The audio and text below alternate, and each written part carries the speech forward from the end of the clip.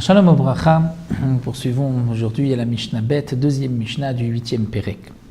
Nous avons vu dans la première Mishnah que lorsqu'un homme endommage son prochain, il doit lui payer jusqu'à 5 paiements différents en fonction du nézek, du dégât qui a été causé.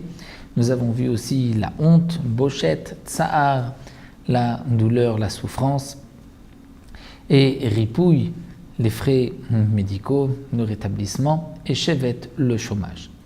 Ces dynimes-là, ces 5 paiements ne s'appliquent que lorsqu'un homme a endommagé son prochain. Mais si une bête a endommagé un homme, il n'y a que le nézek, le dégât qui doit être payé. C'est ce que la Mishnah va nous expliquer ici, Zechomer ba'adam et bashor. C'est là où on trouve une chumra. La Torah a été plus stricte lorsque un homme a endommagé son prochain que lorsque une bête endommage un homme.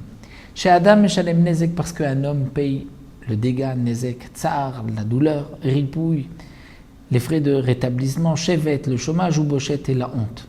Et aussi, comme nous l'avons vu, Myom et Shalem de Mevladot, lorsqu'un homme a frappé une femme enceinte et il lui a fait perdre son petit ou ses petits qu'elle portait en elle, cet homme-là doit payer le prix de ses vladot, le prix de ses enfants qui ne sont pas encore nés, mais il devra payer au mari de cette femme, au père de ses enfants. Alors que le taureau qui a endommagé une femme et qui lui a fait perdre ses enfants, le propriétaire du taureau ne payera pas de mes vladot. C'est une halakha qui ne s'applique que lorsque un homme a frappé, mais non pas lorsque le taureau a frappé.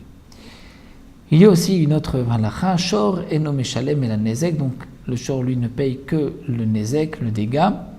Il ne paye pas les autres tsahari, pouchevet ou pochette, ou patour midme vladot, mais il est dispensé des vladot, puisque donc, comme l'on vu, ces vladot ne s'appliquent que lorsque un homme a frappé et a fait perdre à cette femme ses enfants, mais non pas lorsque c'est le taureau. Donc ici, la Mishnah nous rapporte une khumra de l'homme par rapport au taureau. Et il y a d'autres cas où c'est une khumra par rapport au taureau par rapport à l'homme, entre autres lorsqu'il y a le din de Kamle Bede Rabamine que nous verrons Bezrat Hashem par la suite. Nous nous arrêtons là à la Mishnah qui met.